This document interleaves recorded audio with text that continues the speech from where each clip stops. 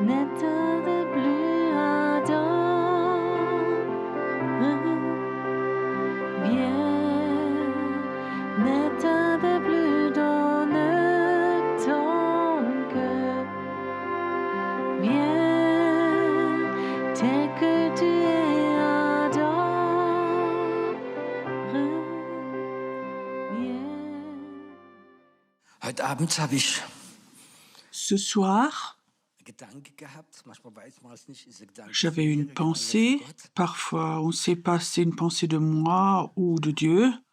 Was würdest du empfinden, Piero, wenn du das erste Mal in den Que Gottesdienst kommst ressentirais-tu, und du bist Pierrot, frisch si tu viens la geboren oder première gar fois nicht comme gläubig? ça dans une salle, dans un culte, Manchmal tu probiert man es das als fraîchement Prediger irgendwie gar converti nicht ou mehr pas dran. croyant? Probiert man immer so Parfois, en tant nachzudenken und qu'orateur, on oublie wir haben ces es falsch choses, verstanden. Wir haben ja die on Erfahrung, réfléchit de Leute, die notre das nicht point de haben. vue, on a Heute Abend habe ich so comme eine ça et Frage commencer quand on zu n'a dir. pas ces Möchtest du den choses-là. Et j'ai Heiligen une Geist kennen? question.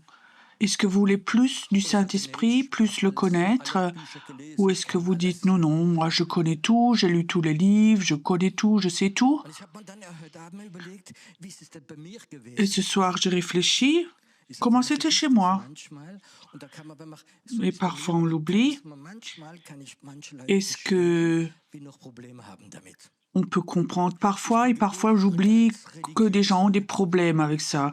Donc moi je suis née dans une famille Kirche, religieuse, Bewegung, Sekte, église, mouvement, kennen das secte, viele auch je in dirais. Les Deutschland, Suisses Bayern le gibt es connaissent eine bien, en Allemagne Meine Eltern aussi, waren nicht c'était une apostolisch, meine église nouvelle Großeltern waren nicht, apostolique. und die ganze Mes Familie parents war l'étaient, mes katholisch. Und ich grands-parents, bin als toute la Kind famille était einfach là-dedans. tiefgläubig.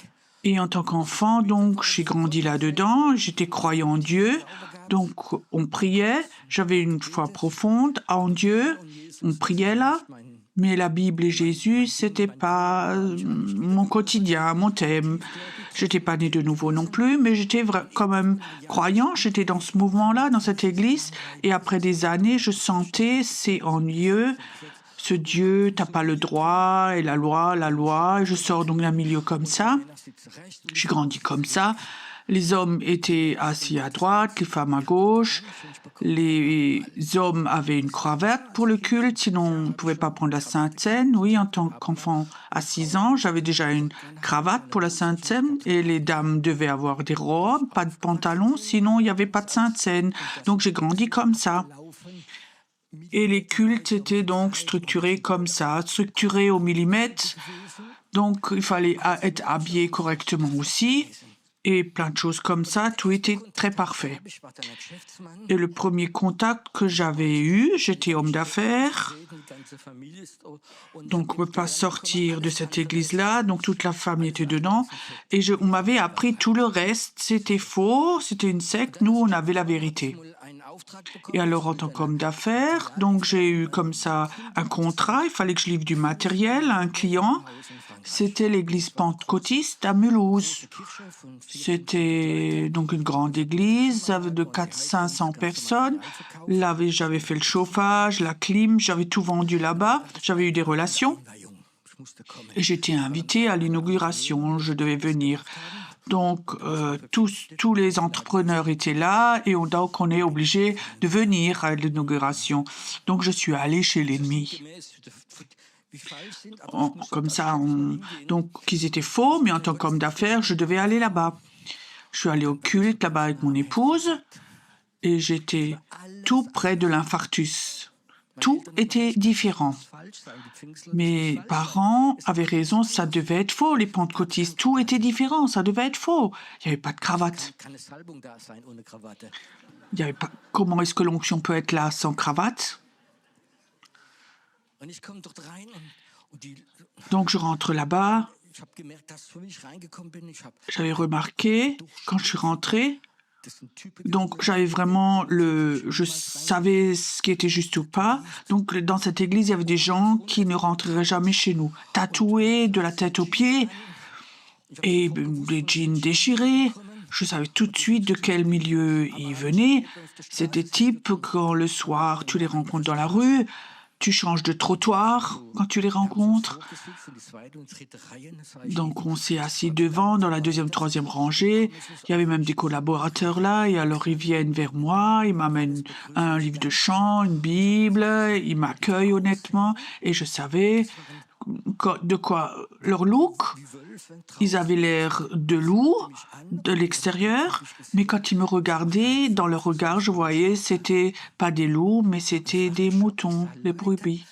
Et j'étais choquée, je voyais des gens, un regard plein d'amour, plein de Jésus, mais dans leur allure, ils avaient l'air pas comme des chrétiens, comme chez nous. Et là, on était choqués. Et alors, ils commencent à chanter de tout leur cœur et très fort, sans livre. Et ils ont même élevé leurs mains. Et j'ai dit, mais où est-ce que je suis? Et je me rappelle encore, derrière nous, il y avait toute une rangée de gitans, avec des grands chapeaux. J'ai dit à mon épouse, ferme ton sac à main. Ah ben oui. Donc on descend le porte-monnaie, on ferme le sac. Et tout d'un coup, ils commencent à prier tous ensemble, mais vraiment d'une façon chaotique. Ils parlent, ils prient une langue que j'ai jamais entendue, je ne savais pas ce que c'était. Et je dis à mon épouse, et elle me regarde, mais c'est du gitan, c'est une langue gitane. Quand on n'a pas de notion, tu comprends? On était persuadés que c'est du Sinti-Romain qui chantait, qui parlait, qui priait. Et c'était terrible. Et tout de même, ça m'avait impressionné que les gens avaient de l'amour entre eux. Et dans leur regard, il y avait quelque chose que je ne connaissais pas. Mais le circonstance était chaotique et j'étais déjà scindée en moi. Quelque chose m'avait atterri et quelque chose me disait c'est une secte. Élever les mains et taper des mains et dire amen pendant le culte. Alors ils m'ont invité pour manger, le pasteur donc m'avait invité. Donc je vais maintenant manger à midi avec l'ennemi. Mais ce qui m'a étonné, il m'a pas vu en tant qu'ennemi, mais il m'a vu en tant que frère. Viens, frère. Mais est-ce que tu viens d'où je sais d'où je viens? Alors on est à table, on n'était pas beaucoup, 5-6 personnes. Alors il me dit, oh ça c'est le repas. Et il me dit, Pierrot, est-ce que tu peux faire une petite prière de table? Ça je savais encore. Alors j'ai fait ma petite prière de table, je suis aussi chrétien. Et pour moi, c'était comme ça une expérience, un choc. Au travers de cet homme, j'ai appris à connaître quelqu'un. C'était le fils d'un missionnaire de ce mouvement pentecôtiste. Et il me racontait, il était là-bas avec ses parents. Ils étaient au Burkina Faso. Ils avaient un enfant quand ils sont allés là-bas. Et là-bas, ils ont encore eu 8 enfants. Et c'est le pays le plus pauvre du monde. Ils avaient construit là-bas un immense centre missionnaire. Ils ont eu un terrain de la ville. Et ils ont construit 83 immeubles, d'écoles, hôpital, plein de choses en fait. Et ils me racontaient, je disais oui. Ben, vous aviez beaucoup d'argent, hein? Mais il disait, on n'avait pas d'argent, on avait de la foi. Je dis, mais avec ça, on ne peut pas construire. Alors j'ai demandé, mais comment est-ce que vous avez fait construire 83 immeubles? Alors il disait, là-bas, on a pris la terre, on avait comme ça un presse-brique, on avait une grande boîte. Donc elle était pleine de ciment, et le soir, elle était vide, on l'a fermée, on l'a priée, le matin, elle était de nouveau pleine. Moi, en tant qu'homme d'affaires, je disais, mais il est timbré, il est fou. Et il me racontait des histoires comme ça, une plus folle que l'autre. Et l'homme me raconte, le frère de cet homme, il me dit, un jour, les Noirs ont ramené le petit frère, il avait 6 ans, et un camion l'avait écrasé, il était mort. Et alors on l'a amené, dit, papa, ton fils a été écrasé, 6 ans, il est mort. Et le papa dit, non, il n'est pas mort, il va vivre. Il impose les mains, il prie, et le petit se lève, pas de fracture, rien du tout, aucune égratignure. Et il me racontait ces histoires, une histoire après l'autre, ces histoires folles. Tu comprends? Maintenant, tu peux imaginer, tout criait que c'est un fou, que c'est des menteurs, c'est pas juste. Et quelque part, tout au fond de moi, je savais, ça doit être Dieu. S'il y a un Dieu qui existe, c'est lui. Et c'était comme ça le deuxième rencontre forte que j'ai eue de ces gens un peu fous. Et j'avais essayé de raconter ça à l'église chez moi. Ils ont tout de suite rejeté. Ouais, c'est du hocus-pocus. Nous, on a la vérité. Les autres sont dans la faux, dans le mensonge. Là, je me suis calmant. La semaine d'après, ils m'ont visité. Alors, ils me parlent du baptême du Saint-Esprit, d'une langue qu'on n'apprend pas, une langue qu'on reçoit comme ça. J'ai dit, mais qu'est-ce que c'est comme personne un peu fou? Mais cet homme était ingénieur de profession, il ne peut pas être complètement fou. Alors, je demandais, mais comment tu as reçu ça? Il dit, le matin, on a prié quelque part et on est rentré chez nous. Et alors, après le repas, je me suis un peu allongée et tout d'un coup, le rideau a bougé. Il y a une colombe qui est venue dans la chambre, a volé, et elle est ressortie, et j'ai commencé à parler dans une autre langue. Arrêtez, sinon, pan, pan, pan. Ça, c'était mes expériences, ce que j'ai vécu. Et alors, je suis retournée dans mon église, ça devenait de plus en plus ennuyeux, et j'étais de plus en plus scindée. Peut-être que les autres avaient la réponse et la vérité, et je suis dans la religiosité. Et il y avait un temps où je ne voulais plus. Je voulais plus à l'église, donc je suis sortie. J'ai essayé sans Dieu de faire mes affaires. J'avais du succès avec mon entreprise, tellement de succès que quelques mois après, j'étais en prison. Donc, je voulais m'échapper. Et en prison, je suis devenue athée parce que je trouvais tout ça injuste. Et mon épouse a prié intensément parce que je voulais m'échapper. Et alors, j'avais une rencontre avec Jésus, là, dans ma cellule de prison. Il est venu là. Il me disait 3 choses. Je te pardonne, je veux te guérir et je veux t'utiliser. Et ça, c'est la raison pourquoi je suis là. C'est tout simple. Et alors, tu as appris à connaître Jésus, tu es enfant de Dieu, tu es né de nouveau, mais tu n'as aucune notion, tu ne sais rien. Et alors, je savais juste une chose, que l'église pentecôtiste avait là en France. Il faut que je cherche des personnes comme ça. Alors, j'habitais déjà en Allemagne, j'ai regardé dans les pages jaunes, église pentecôtiste, et effectivement, à Heidelberg, il y en avait une. J'ai dit à mon épouse, on va aller. Et c'était sans doute une petite église, un peu cassée là-bas, mais c'était des pentecôtistes. Je me rappelle, le premier soir, je suis allée là-bas, et il y avait un jeune homme dehors pour l'accueil. La première chose que j'ai demandé, est-ce que vous élevez aussi les mains comme ça? Il dit oui. Je dis, est-ce que vous parlez aussi des drôles de langues comme ça? Il dit oui. Alors je dis, alors je viens. C'était comme ça ma révélation, la connaissance que j'avais. Et on est allé dans cette petite église alors. Oui, c'était le temps où l'église n'allait pas trop bien, c'était assez sec. Ils n'avaient pas tellement du Saint-Esprit. Ils avaient un pasteur comme ça, tous les dimanches matins, prêcher 2 heures, de Genèse jusqu'à Apocalypse. Donc, il traversait toute la Bible, j'avais aucune notion. Il avait sans doute 30 versets bibliques et il fallait les vérifier dans la Bible. Et quand tu as aucune notion et tu sautes d'un chapitre à l'autre, de l'Ancien au Nouveau, c'était très stressant. Et alors j'ai parlé à un frère m'a dit, mets donc comme ça des marque-pages, ça va plus vite. Effectivement, j'ai mis comme ça des petits marque-pages dedans dans la Bible. Mais je me rappelle quand je suis rentrée, mon épouse demande qu'est-ce qu'il a prêché. J'ai dit, je sais pas, j'étais stressée.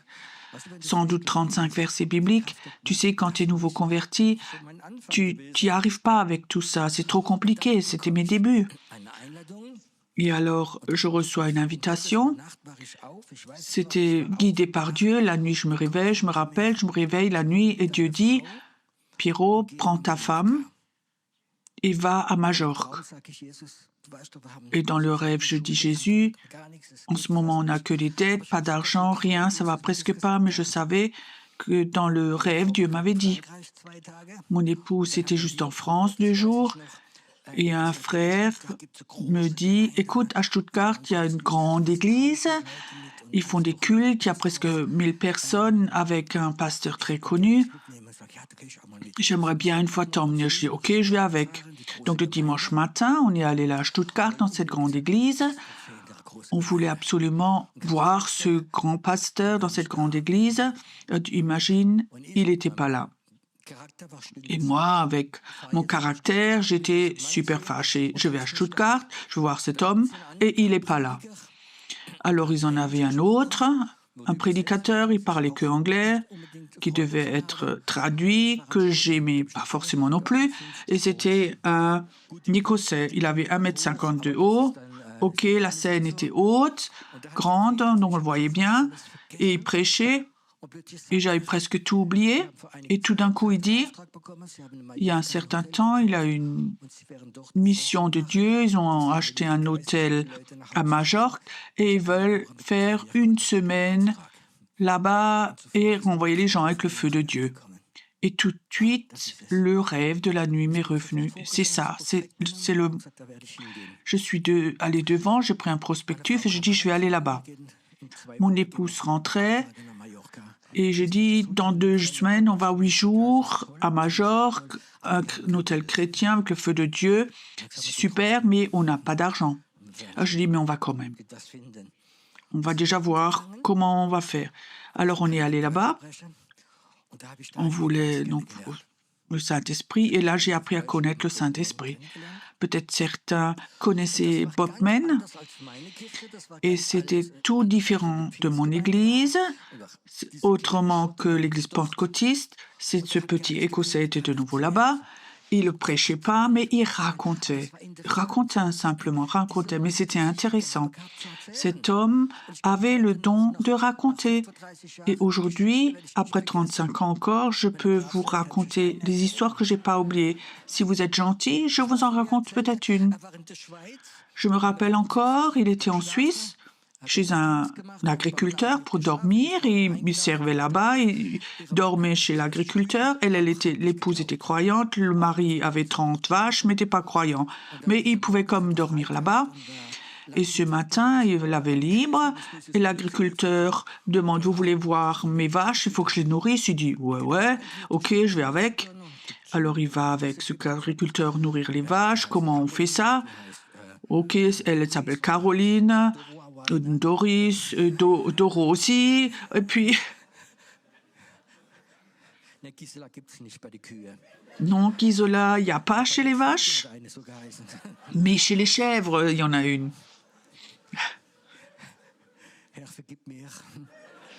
Seigneur, pardonne-moi. Et il montre donc les vaches. Il dit, elle est malade en ce moment. Et Bob dit, oui, elle est malade, elle va pas bien du tout. Il dit, est-ce que je peux prier pour ta vache? Et le paysan dit, ça va ça? Il dit, oui. Alors il a pris les cornes, il a prié, Seigneur, remplis-la. Et la vache est tombée dans l'esprit. 500 kilos, poum, tombée par terre. Et le paysan regarde. Et Bob dit, elle n'est pas morte. Elle est en bonne santé. Et effectivement, elle était en bonne santé. Et le paysan, le même jour, il s'est converti. Un Dieu qui peut guérir des vaches comme Doro ou d'autres. Tu comprends? Et cet homme racontait ses histoires, une après l'autre, il racontait. J'avais jamais vécu un culte comme ça, je veux l'abritude. Un pasteur, 35 versets bibliques, stressé, et rien ne se passait. Et lui, il ne fait que raconter. Et il y a plein de choses qui se passaient. J'ai encore une histoire. Et j'ai le droit? Les enfants disent la réponse, je dois raconter? Oui. Vous, je vous demande pas. Donc, il était à Paris. Donc, Bob, avec 1,50 m, assez corpulent, il voulait s'acheter une veste. Il y avait une veste en cuir et dans le magasin, ils avaient un grand miroir. C'était un miroir spécial. Donc, il rendait les gens plus fins et plus grands. Il est devant ce miroir, il essaie la veste en cuir. Et le vendeur vient. Alors, vous prenez la veste? Il dit non, mais le miroir, je l'achète.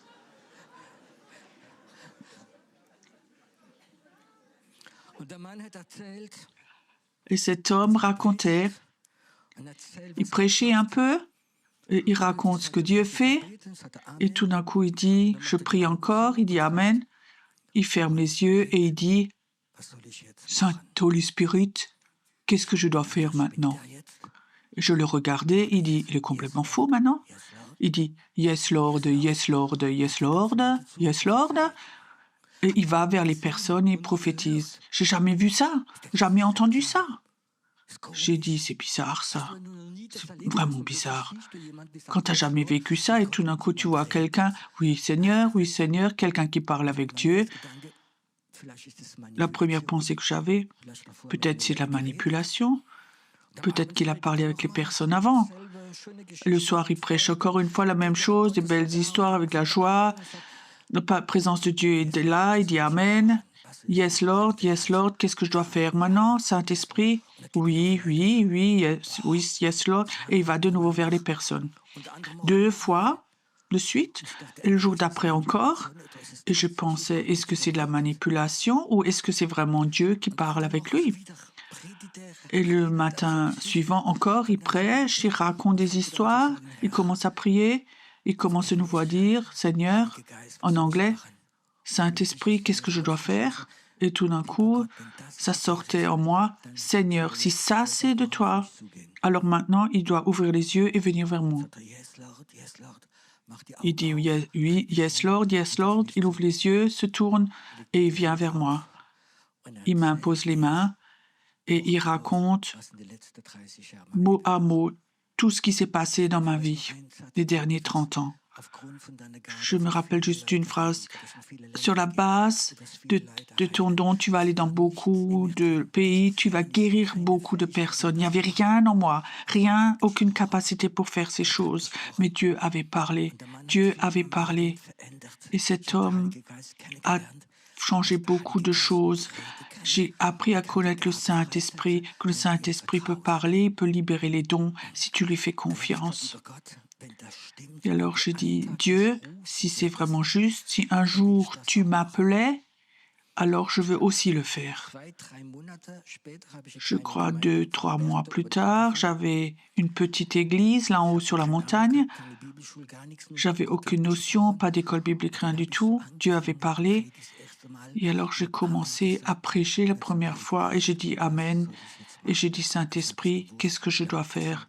Et je l'ai consciemment dit à voix haute pour que tout le monde l'entende. Saint-Esprit, qu'est-ce que je dois faire maintenant? Et le Saint-Esprit commençait à parler. Je veux guérir, je veux faire ceci, cela. Et je suis allé vers les personnes la première fois. Et je peux te dire, c'est plus qu'il y a 35 ans. Il n'a jamais arrêté. Il y a plus de 35 ans, il n'a jamais arrêté. Tu sais pourquoi? Parce que le jour où tu arrêtes, j'arrête aussi. Parce que je ne sais pas faire. J'ai aucune capacité de l'intellect, de la vocabulaire, théorie, d'être devant un micro. Mais toi, si tu es là, alors je fais. Et je suis prêt à faire les choses les plus folles pour toi. Et tu sais, il m'a emmené dans les situations les plus folles. Je vous donne juste un exemple. Nous avions un séminaire dans le Odenwald. Nous avions fait un grand cercle à la fin. Une femme qui vient devant et elle dit qu'elle est gravement malade. Elle a une sorte de leucémie. Et d'après les médecins, elle ne peut pas être guérie. Et tout le monde voulait venir prier. Et Dieu dit non, ils ne doivent pas venir. Tu vas faire quelque chose que tu n'as jamais fait. Agenouille-toi devant elle et siffle vers son ventre. Alors je me suis agenouillée devant cette dame et j'ai simplement sifflé en face de son ventre, vers le ventre. Alors, il disait, vous voulez encore la prière? J'ai dit non. 4 jours après, cette femme m'appelle et elle me dit, j'étais chez le médecin à la clinique, je suis complètement guérie. Et alors elle raconte quelque chose qui m'a impressionnée. Elle dit, tu sais, il y a 14 jours, 2 semaines, j'étais à Düsseldorf à un petit déjeuner pour femmes. Il y avait une prophétesse là-bas. Je suis allée là-bas et je dis quelle maladie elle a et elle a dit, je vais pas prier avec toi, mais Dieu veut te guérir d'une manière que tu n'as jamais vue. Waouh! Alors moi, j'étais vraiment impressionnée.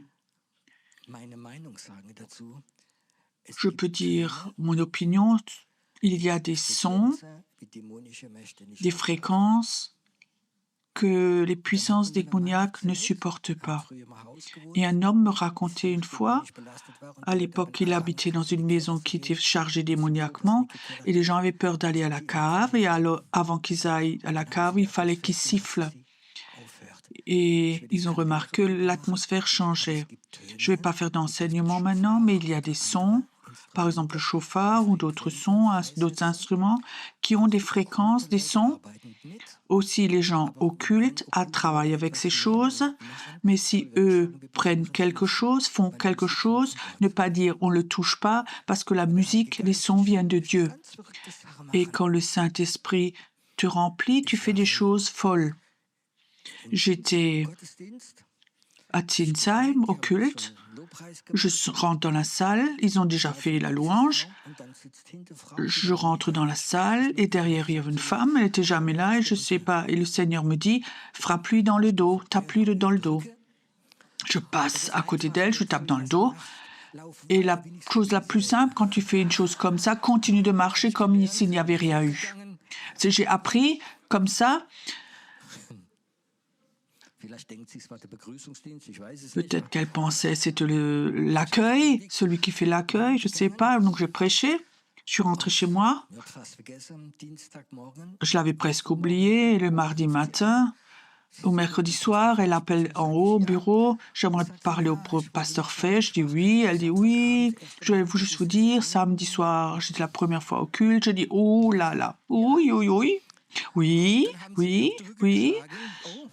Et alors, vous m'avez tapé dans le dos. Ah, ouh, ok. Pasteur ne peut donc pas mentir et dire c'était Martin. Non, non, non, ça va pas. Il fait régulièrement comme ça, taper. Alors, elle dit, je veux quand même vous le raconter. Donc, j'avais comme ça un thorax en entonnoir depuis plusieurs années. Et c'est devenu tellement grave que ça avait fait une pression sur le cœur. Je devais me faire opérer. Et mercredi, jeudi, je voulais aller à l'hôpital pour être opérée. Et j'arrive à l'hôpital, il n'y avait plus rien, tout était normal. Tout était nouveau normal. Mais depuis, j'ai tapé plus personne, je vous promets. Mais le Saint-Esprit, il veut te guider, te diriger. Vous savez pourquoi? Pour glorifier Jésus. Et je peux te dire, il m'a dit des choses tellement folles, on ne devient pas orgueilleux. On ne devient pas orgueilleux quand tu dois faire des choses folles pour lui, mais quand tu es obéissant et que tu fais confiance, tu vas voir que des miracles vont se réaliser. Je vois Andrea derrière. Il y a plusieurs années, elle était sataniste. C'était la femme du chef sataniste de la ville de Mannheim. Elle s'est convertie. C'était un long combat. On l'a libérée. Et quand cette libération était faite, cette délivrance, j'avais eu de Dieu fait une grande tente là dans la ville pour évangéliser. Dans cette ville, il y a une église satanique, vous pouvez demander, et il y a presque 300 membres, donc une église de satanistes. Ils m'ont fait transmettre, si je fais ça avec la tente, ils vont me tuer. Et ces histoires comme ça commence à devenir intéressant, c'est pas ennuyeux. Donc ils ont décidé de me tuer. Alors, on a commencé la tente, on a posé une grande tente, on a évangélisé, et le premier soir, déjà, tente était remplie jusque tout derrière, on commence la louange, un, deux chants, et j'avais l'impression qu'il y avait vraiment une chape spirituelle qui était là. Le ciel ne s'ouvre pas à une oppression. Et Andrea me dit, sors voir dehors. Et autour de toute cette place, il y avait 10, 12, 15 voitures. Et à l'intérieur, 3, 4 jeunes hommes, personnes en noir qui prient tout autour de la tente là. Ils étaient tous là. Il y avait des plaques d'immatriculation de Berlin en bout de toute l'Allemagne pour que rien se passe dans la tente. Et je dis, Dieu, qu'est-ce qui se passe? C'est les satanistes qui prient contre nous et la présence de Dieu ne vient pas. Qu'est-ce que je dois faire? Saint-Esprit, qu'est-ce que je dois faire? Et le Saint-Esprit me l'a dit. Il me dit, Pierrot, prends ta guitare. Je ne suis pas un grand musicien. Et que tous les hommes de la tente se mettent derrière toi, rangés en 4, et marchent tout autour de la place et chantent Majesté, Majesté. Et ça m'a étonné. Tous les hommes de la tente se sont mis derrière moi comme une armée. On a pris la guitare, Majesté. Et on a fait tout le tour de la place et tout d'un coup les moteurs s'allument, les satanistes sont partis et la présence de Dieu est venue dans la tente. Des signes et des miracles se sont réalisés. C'était 4 soirs et à chaque soir il y avait d'autres attaques, mais à chaque fois le Saint-Esprit nous a donné l'antidote contre le poison. Ma question, c'était la question du départ. Est-ce que tu veux apprendre à plus le connaître? Il ne s'agit pas de théologie, il ne s'agit pas de structure d'église, de ministère, de titre ou d'autre chose. Il s'agit du Saint-Esprit. Il va venir, dit Jésus, il va vous consoler, vous diriger de vérité en vérité. Est-ce que vous voulez lui faire confiance ou à votre intelligence? Souvent, je devais vivre dans ma vie qu'il a détruit mes pensées, mon intelligence, où je pensais, je sais quelque chose. J'ai compris qu'il est venu dans des situations, j'ai aucune chance de m'échapper de tout ça. Et lui a des réponses et il parle avec toi dans les situations les plus folles. Je vous en raconte encore une. Oui, j'étais déjà croyant, donc j'avais l'église depuis 1 ou 2 ans. Mes procès étaient presque tous passés. Je suis allée en France pour visiter la belle-mère, faire quelques achats. Alors on est sur une route départementale. Devant moi, il y a 10, 12 voitures et ils roulent à 60, 70 km à l'heure et ça énerve, on n'arrive pas au but. Alors je regardais devant, je mets la 3e vitesse et j'ai dépassé une voiture après l'autre. Oui, ça me fait plaisir. Et l'avant-dernière voiture, c'était une voiture de police.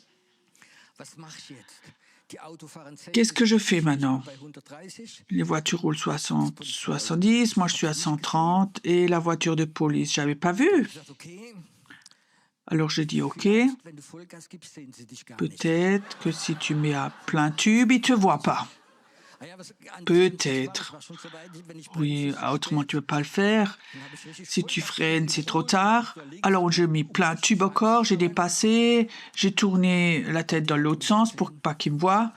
Mais ils m'avaient vu et ils ont allumé la lumière bleue, ils m'ont suivi. Et alors je me mets de côté, je suis honnête, correct, bonjour. Ils étaient très fâchés, les 2 policiers de la gendarmerie. Ils m'ont demandé mes papiers. Ils prennent mes papiers, ils mettent dans l'ordinateur. Et tu sais ce qu'il y avait dans l'ordinateur? Un mandat d'arrêt. Il revient vers moi, il me prend les clés de la voiture. Il me dit, un mandat d'arrêt contre vous. Et j'ai dit, ça se peut pas, tous les procès sont finis. Il dit, non, il faut que vous veniez avec maintenant. Donc, ils m'ont emmené à la gendarmerie. Et le capitaine se réjouissait. Enfin, on a attrapé un gros poisson. Et j'étais assis là. Et je disais, c'est vendredi soir. Oui, c'est vendredi soir, vous n'avez pas de chance, on ne peut plus appeler le juge maintenant. Lundi matin, on vous amène chez le juge. Et oui, mais il faut que je prêche dimanche. Je n'ai pas dit ça directement au policier, j'ai dit au Seigneur, Seigneur, tu vois, donc dimanche, il faut que je prêche. C'est pas un bon témoignage à l'église que je suis de nouveau en prison. Alors le Saint-Esprit dit, détends-toi, tu vas prêcher, dans 1 heure, tu seras dehors. Mais le mandat d'arrêt était là. Alors je me rappelle encore que le juge avait dit, il y avait tellement de procès, j'étais en fuite, il se peut que dans l'ordinateur, il y avait quelque chose. Et s'il y avait quelque chose, appelez-moi. Mais c'était vendredi, 20h. Alors j'ai dit au chef de la gendarmerie, est-ce que je peux appeler le juge à Strasbourg? Et il dit, vous savez, vendredi soir, il est presque 20h, il n'y a plus de juge maintenant. Mais essayez donc, s'il vous plaît. Mais il dit, oui, mais je ne prends pas d'ordre comme ça. Alors, il dit, OK, j'essaie, je laisse sonner une fois. Et effectivement, le juge était encore là. Il dit, oui, j'ai M. Fay ici, maintenant. Tout d'un coup, il dit, oui. Il raccroche le téléphone, il dit, ça fait 30 ans que je suis policier, j'ai jamais entendu ça, avec un mandat d'arrêt, et tout ce que vous avez, vous pouvez rentrer chez vous. Il était tellement choqué, le policier, qu'il m'a pas donné de PV pour l'excès de vitesse. Oui, il faut que je fasse attention, pas qu'il écoute, et alors il m'en envoie encore par après maintenant. Mais je veux vous dire, tu peux faire confiance au Saint-Esprit. Et je veux dire, c'est pas facile, mais c'est pas ennuyeux. Et toute la soirée, je peux vous raconter où je remarque, j'ai pas de capacité, j'ai rien, c'est impossible. Et je dis, Saint-Esprit, toi tu sais, montre-moi le chemin. Et lui te montre la voie, le chemin à suivre. Dommage que tu n'es pas là pour entendre des belles histoires. J'espère que ces histoires parlent aux personnes et disent « Je veux ces choses aussi. Je veux apprendre à faire confiance au Saint-Esprit. Je veux apprendre à faire confiance au Saint-Esprit. C'est la personne la plus importante dans ma vie. Et sans lui, je ne peux rien faire et je ne veux rien faire. Je lui fais confiance aussi pour les choses folles. Je vous raconte une dernière. Il y a plusieurs années, j'avais une conférence de femmes. La salle était remplie, 200 femmes, je crois, étaient là. Nous avions eu de la joie. Et tout d'un coup, Gisela faisait la louange. Elle chante 1, 2 chants et je sens une oppression. Je sens ces femmes ne sont pas libres, ils ne chantent pas vraiment, il y avait une chape comme ça. Et je dis, Saint-Esprit, aide-moi. Je sens, il y a quelque chose, une chape qui est là, une oppression. Alors il m'a dit quelque chose. Ça, je vous le raconte demain soir. Non? Maintenant, OK. Mais pas rigoler, s'il vous plaît. Il me disait, va vers Gisela et dis-lui, demande-la si elle connaît le chant, la danse des canards. Vous vous rappelez de ce chant? Et je pense, oui, Gisela, de l'âge, elle ne doit plus connaître ça. Et je vais vers elle, tu connais le chant, danse des canards? Oui.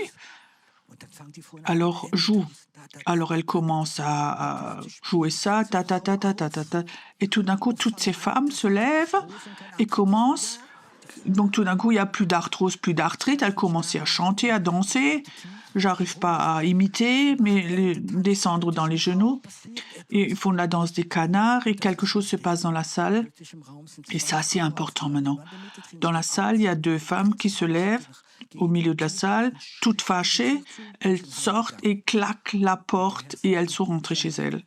Et le Seigneur dit, regarde, ces 2 femmes contrôlaient tout. C'est elles qui ont empêché que ça peut se passer maintenant. Et j'ai dit, Seigneur, est-ce que c'est des satanistes? C'était des sorcières? Il dit non, c'était des religieuses, de la religieuse.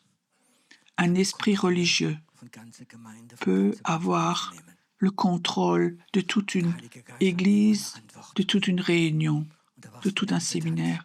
Et le Saint-Esprit a toujours une réponse. Là, c'était la danse des canards. Depuis, je crois qu'on ne l'a plus chanté depuis. C'était un rhéma pour ce moment-là, cette chose. Le Saint-Esprit a une clé pour chaque prison où les démons veulent t'enfermer. Le Saint-Esprit a une clé pour que tu puisses en sortir. Est-ce qu'il y a des personnes ce soir ici qui disent « Oui, je connais cette prison, depuis des années je suis enfermée, depuis des années la dépression, depuis des années un voisin me maudit, depuis des années ceci, cela. Tu sais, j'ai vécu beaucoup de choses dans ma vie. J'ai aussi vécu avec un sataniste voisin, un voisin qui était sataniste, je le sais, et j'ai eu une clé. Le Saint-Esprit donne des clés. Il donne des clés. Ce soir, je vous raconte une dernière histoire. Un missionnaire de la République tchèque m'avait écrit un email.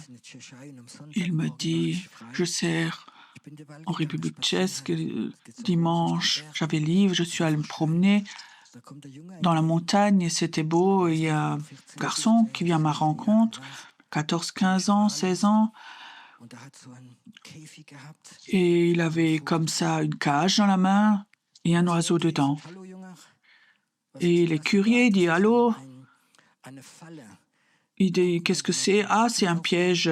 Regarde, quand on ouvre la porte, on met quelque chose dedans, l'oiseau rentre et la cage se ferme. » Et il dit « Ah, c'est intéressant. Qu'est-ce que tu fais avec l'oiseau maintenant ?» Il dit « Ce garçon, c'est mon jouet. Je vais maintenant lui tirer une plume après l'autre. Et à la fin, je vais lui piquer les yeux avec une aiguille jusqu'à ce qu'il est mort. » Ce garçon raconte ça. Et il disait « Comment je réagis maintenant ?» C'est donc son oiseau. C'est lui qui l'a attrapé. Je ne peux pas lui prendre. Et tout d'un coup, il a une idée. Il dit « Si tu veux, je t'achète ton oiseau pour $5. » Ce garçon le regarde, $5. Il dit « Oui, ok. » Il lui a donné l'argent et le missionnaire a pris l'oiseau de la prison et il l'a laissé voler. Quand j'ai entendu ça, combien de chrétiens est-ce qu'il y a qui sont dans une prison, dans une cage? La pornographie, la dépression, une sexualité impure, ils sont dans une prison. Et le diable est là, il te tire régulièrement tes plumes, il veut te rendre aveugle, t'enlever ta vision. Et je te dis, j'ai une bonne nouvelle. Jésus n'a pas payé $5 pour toi, mais il a donné sa vie pour toi. Le sang de Jésus a la puissance, tout chrétien, de le prendre, de le sortir de sa cage. Est-ce que tu peux faire confiance au Saint-Esprit que ce soir, il veut ouvrir ta cage? Tu n'as pas plus besoin de vivre dans ces peurs. Tu n'as plus besoin de continuer dans ces peurs, cette haine, cette colère qui monte en toi. Jésus a payé pour toi. Il veut, comme ce missionnaire qui a pris l'oiseau, l'a fait sortir, il veut te faire sortir, te laisser voler. C'est ce que le Saint-Esprit voudrait faire ce soir. Si tu lui fais confiance ce soir et tu dis « Ok, je vaux plus que $5. Jésus a donné sa vie pour moi, je l'accepte, je vais accepter cela et je veux vivre ce que c'est, de vivre la liberté. » Combien de personnes sont ici, ils ne font pas confiance au Saint-Esprit parce qu'ils vivent dans des peurs. Que pensent les autres? Tu connais cela. Je sais ce que c'est. Que pensent les autres de toi quand tu fais confiance au Saint-Esprit? Que pensent les autres quand tu te trompes? Que pensent les autres de toi? Combien de chrétiens vivent dans cette prison? Que pensent les autres de moi? Combien de chrétiens sont là? Leurs yeux ont été percés, ils n'ont plus de vision. L'ennemi Le légalisme, la loi, la religiosité t'a enlevé ta vision. Il y a tellement de leaders spirituels dans nos pays qui sont anti-prophétiques. Et c'est rien d'autre que de piquer les yeux des enfants de Dieu pour qu'ils aient plus de vision. Ou quelqu'un vient chez le pasteur et dit j'ai une parole prophétique, je vais guérir des malades, je vais faire ceci, cela. Et le pasteur dit arrête de croire les prophètes, mais d'abord ta vie en ordre. Tu sais, cette personne comme ça, je l'ai rencontrée, elle est devenue aveugle spirituellement, l'accusation, tu n'es pas prêt à changer ton caractère, ton être. Beaucoup de leaders spirituels ont enlevé la vision aux chrétiens, la confiance au Saint-Esprit, ils sont là maintenant dans une prison. Est-ce que tu as un désir en toi de sortir de ta cage et de voler? Est-ce que tu as un désir en toi de faire confiance au Saint-Esprit qui te dit des choses toutes simples? Bénis cette personne. Dis-lui bonjour et dis-lui que Dieu l'aime. Regarde-la dans les yeux. Des choses toutes simples. Il va commencer comme ça avec toi et tu vas les faire. J'ai aussi souvent pensé, cette personne, elle n'est pas prête. Et Dieu a dit, c'est mon affaire, c'est mon problème, il faut que tu l'exprimes. Et je l'ai exprimé. Je suis désolé. Je veux dire de prêcher les chrétiens. Et je sais qu'ils sont assis dans une prison de préjugés et des choses comme ça. Et ce soir, c'est le moment de la libération, de la délivrance. Le Saint-Esprit est là, vous le savez, et il veut te donner la foi. Je vais voler. Je ne veux pas être là toute ma vie pour chauffer une chaise d'église. Je suis là pour voler. C'est mon appel d'être libre dans le Saint-Esprit, de faire ces choses. Le Saint-Esprit a dit Pierrot au fond d'une église. J'avais encore 5 ans avec sursis, j'avais 2 millions de dettes. J'avais aucune notion de rien du tout. Et tous les autres ont dit, tu es fou. Mais Dieu avait parlé et je suis allé. Je ne suis pas mieux que qui que ce soit ici, mais je voulais voler. Je voulais voler. Écoute, j'aimerais faire un appel que j'ai jamais fait comme ça, mais j'aimerais ce soir, les gens qui sont ici, ou ceux chez toi à la maison, vous pouvez le faire chez vous, tout seul. J'aimerais appeler les personnes qui savent, je suis dans une cage, dans une prison, mais je suis appelé à voler. Je suis appelé à voler avec le Saint-Esprit, à aller dans le surnaturel. Je veux sortir de cette prison. Maintenant, dans la foi, je crois que Jésus a payé pour moi, que le Saint-Esprit peut voler avec moi, qu'il peut voler avec moi dans le surnaturel.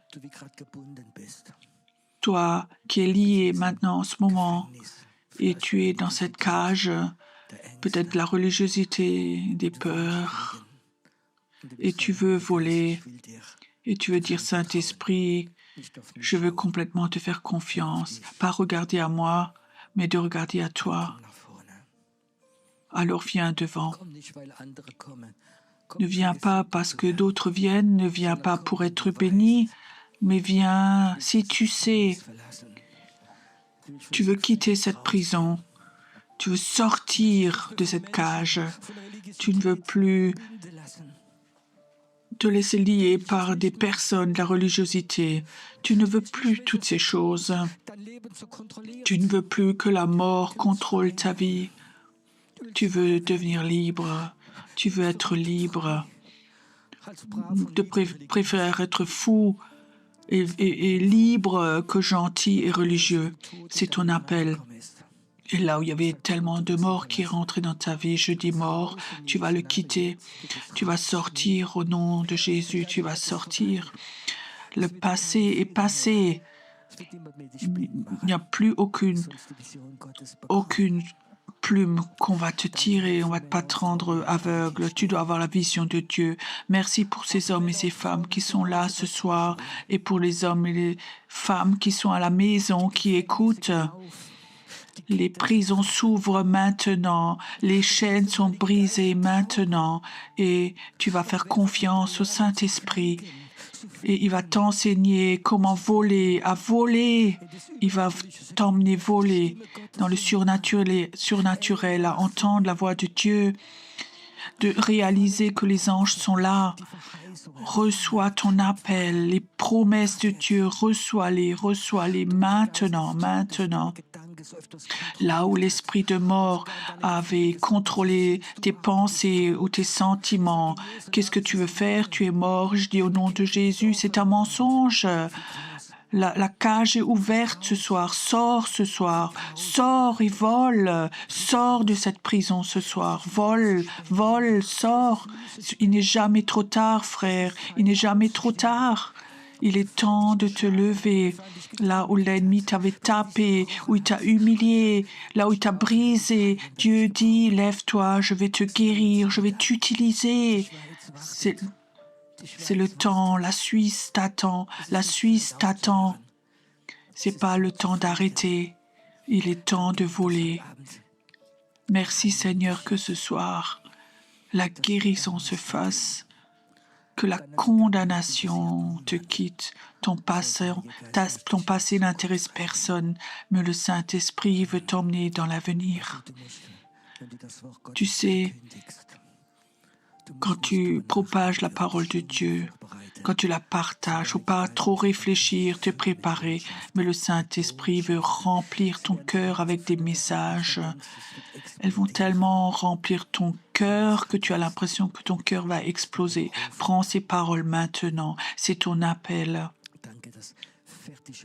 Merci que des messages tout près rentrent dans son cœur maintenant, il va les transmettre. Merci Seigneur, que le temps des miracles va de nouveau venir. Pas une petite souris grise, mais un aigle qui vole, un aigle de Dieu. Il va venir, il va venir. Merci Seigneur, tu vois chaque personne qui ce soir est là, ou toute personne qui écoute ce soir. Tu les vois, tu connais leur cœur. Et Saint-Esprit, j'aimerais que tu les touches ce soir, que tu les touches ce soir, que tu les touches. Inspire profondément maintenant. Le Saint-Esprit voudrait comme une antenne, te donner une antenne, qu'il te trouve plus vite quand il a besoin de quelqu'un. Qu'il y a une antenne comme ça sur toi, où le Saint-Esprit veut te réveiller la nuit pour que tu te lèves, que tu commences à prier. Le Saint-Esprit donne à des personnes maintenant des antennes, et quand il passe au-dessus de la ville et tu habites là, et il cherche quelqu'un qui se réveille pour prier, que chez toi ça fasse clic et que tu te lèves alors. Et ton temps, que tu donnes ton temps la nuit à ton Dieu et le jour d'après, tu ne seras pas fatigué parce que la puissance, la force, l'énergie de Dieu sera en toi. Quand tu es en vacances, l'antenne vient avec toi en vacances, pense à ça, elle sera avec toi, elle sera avec toi. Viens, inspire encore profondément. La conscience, la prise de conscience que la main de Dieu est sur toi quand tu es obéissant, cette prise de conscience, elle doit t'accompagner. Cette nuit, tu dois t'endormir avec la conscience. Le Saint-Esprit a fixé une antenne pour qu'il puisse t'appeler parce que tu lui appartiens. Inspire profondément maintenant, maintenant, maintenant. Merci Seigneur que tu les utilises, que tu peux les utiliser, que tu vas les utiliser, que le passé reste passé et qu'il y a un avenir pour tous qui disent oui au Saint-Esprit. Merci Seigneur que cette cage ne va plus se fermer, cette cage va rester ouverte, elle va rester ouverte. Ayons un moment maintenant où nous adorons Dieu et pense, pour ceux qui ne savent pas, qui n'ont pas encore eu l'idée En février, il y a en Israël une école de prophètes, une école de guérison pour les jeunes marnophones et nous aurons des choses prophétiques. Si le Saint-Esprit te touche à aller avec, alors inscris-toi. Mais ce n'est pas traduit, c'est que pour les germanophones. Restons encore maintenant dans la présence de Dieu.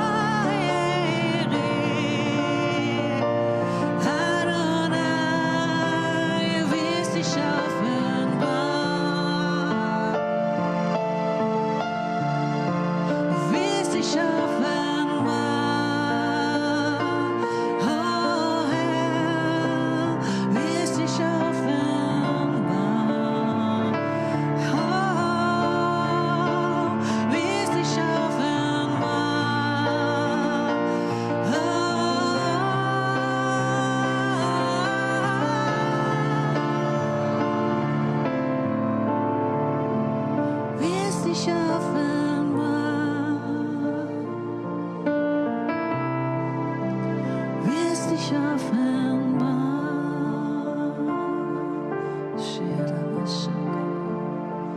Deine Herrlichkeit ist an diesem Ort zu spüren. Große Dinge werden passieren. Übernatürliches wird aktiviert. Deine Herrlichkeit ist an diesem Ort zu spüren. Große Dinge werden passieren. Übernatürliches wird aktiviert. Yahweh, Rapha, Elohim, Shaddai, Jireh, Adonai, du wirst dich offenbaren.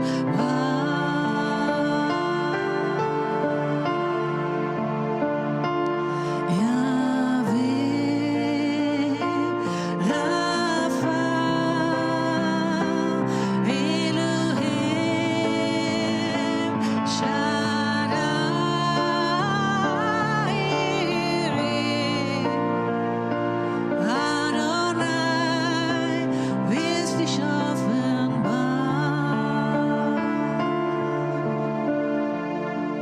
Wirst dich offenbaren.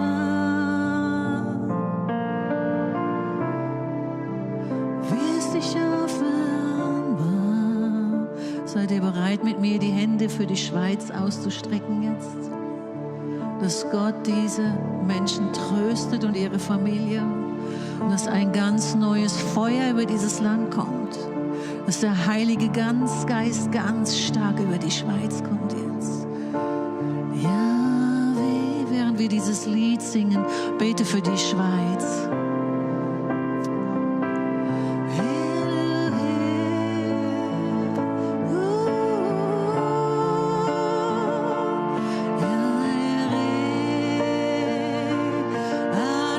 Adonai, wir beten für die Schweiz.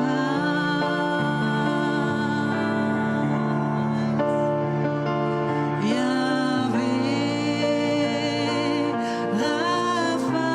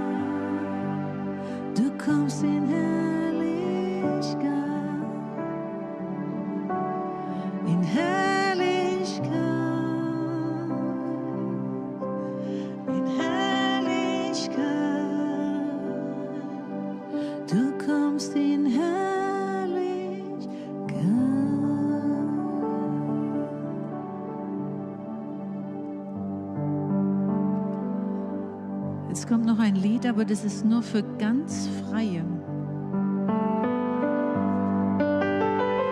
Seid ihr bereit? La, la, la, la, lam, bam, bam, bam, bam. La, la, la, la. Der erste, la, la, la, la, la, la, la. Tanzfläche ist geöffnet. La, la, la, la, la, la, la, la, la, la. La, la, la, la, la, la, la. La, la, la, la, la, la. La, la, la, la, la, la, la. La, la, la, la, la, la,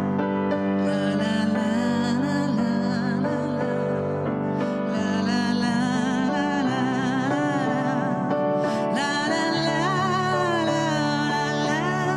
La, la, la, la, la, la, den Schnee, Schnee, Schnee, Schneewalzer tanzen wir.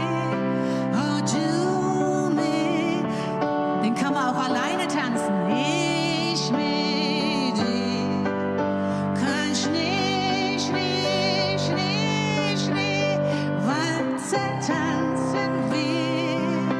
Und seit dieser Zeit, da gehöre ich immer zu dir. La, la, la, la, la, la. La, la, la, la, la, la. La, la, la, la, la, la. La, la, la, la, la, la, la. La, la, la, la, la, la, la. La, la, la, la, la, la, la. La, la, la, la, la, la, la. Den Schnee, Schnee, Schnee, Schneewalzer tanzen wir. Oh, du mit mir und ich mit uns zu Hause. Den Schnee, Schnee, Schnee, Schneewalzer tanzen wir. Und seit dieser Zeit, da gehöre ich immer zu dir. La, la, la, la, la, la. La, la, la, la, la, la, la. La, la, la, la, la, la, la. La, la, la, la, la, la, la. La, la, la, la, la, la, la. La, la, la, la, la, la. La, la, la, la, la, la. La, la, la, la, la,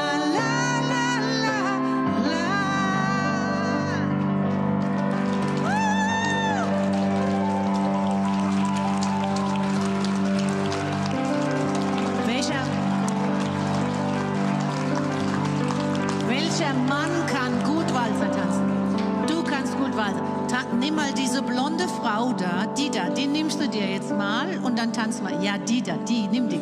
Die da, nimm doch die.